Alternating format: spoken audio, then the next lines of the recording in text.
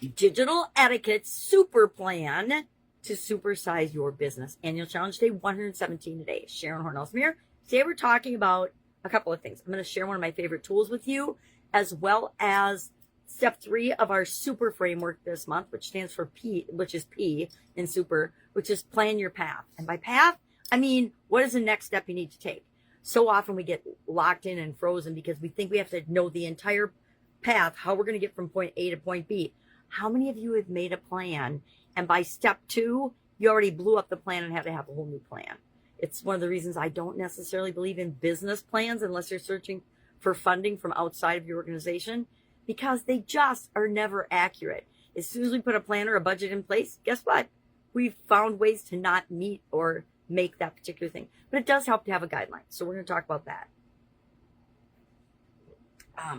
But first, let's talk about our communication topic today. We're focusing on communication all this month. We're doing one thing every day to improve our communication as an individual as well as a business. And today's topic is digital communication etiquette. Sounds fancy, doesn't it? Well, it shouldn't be fancy. We need to keep it clear and simple, because digital communication, unless you're doing videos like this, you can't really see the person's face. You can't feel their energy. You only have the written words. And how often do we misinterpret what someone says in a letter or a card or a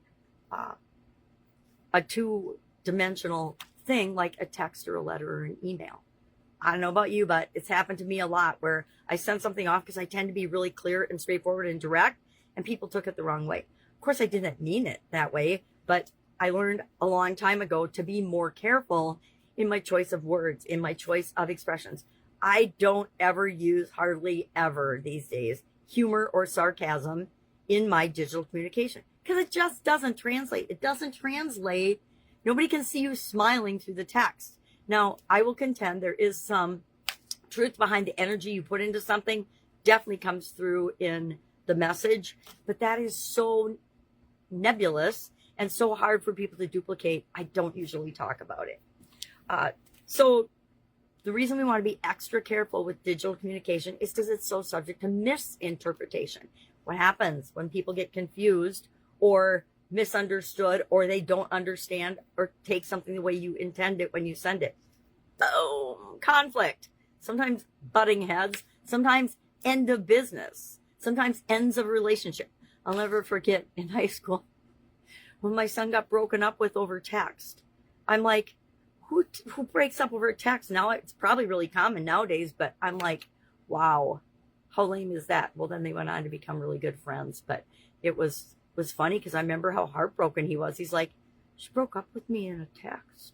And I mean, how do you respond to that as a mom? That was a whole new situation. All right. So what is this tool I want to talk about? And what is the planning our path?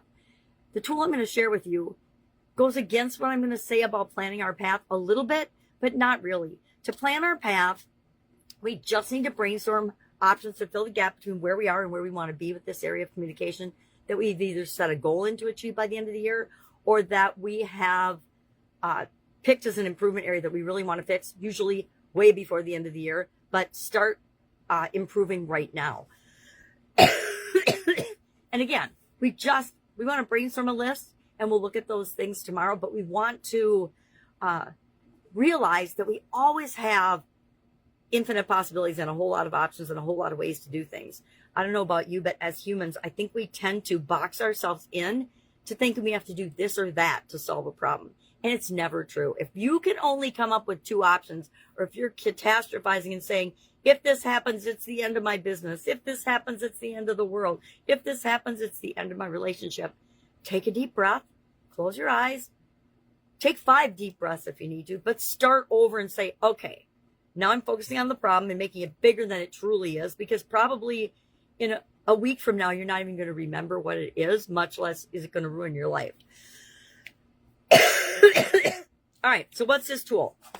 I call it the lifeline exercise. I share this. I've been forgetting to share some of my favorite tools every month with this year's setup as a challenge, and so I'm trying to remind myself to. And it might feel like I'm doubling up, but I'm not really, because you can use this tool anytime, anywhere, for any area and aspect of your business or your life. And all it is, it's like the old history timelines that led up to wars generally, when we were in school in my day learning about things. And we just put the year you're born or the year your company started or your business started, and then put 2026 and then a big arrow continuing, because we're not going to close our businesses this year, and we're certainly not going to end and be done living this year. So you want to make sure that we have a big timeline. And all you do is you plot different big events and points on that. And then what we do over the course of the year is we look at the timeline events with respect to each of the different areas and aspects of the life framework. Why? Because it shows us patterns and connections. And what can you do when you start to actually see and understand your own patterns and connections? You can build on the ones that are working for you, and you can start to change and eliminate the ones that are working against you. We all have a combination of both. I know it's hard to admit that we're not perfect, but guess what? Nobody is. So why would we expect ourselves to be? Great tool. Try it today with respect to communication. Go, if you started it because you've been with me a while, all you have to do is plot communication points on it and the impact on a positive or negative way that a particular event had on your communication. If you would like me to cover this in like a short workshop, I think it'd be really fun to workshop this tool, because we do use it just about every month of the year. And I think it's so powerful for understanding ourselves better. You want to know how you become the best possible leader you can be? Understand yourself better and realize and continually improve, because that demonstrates and sets the example for everybody else in your organization. All right. So what are we sharing? We are going to share. Oh, I didn't even tell us what we're doing for an action item today.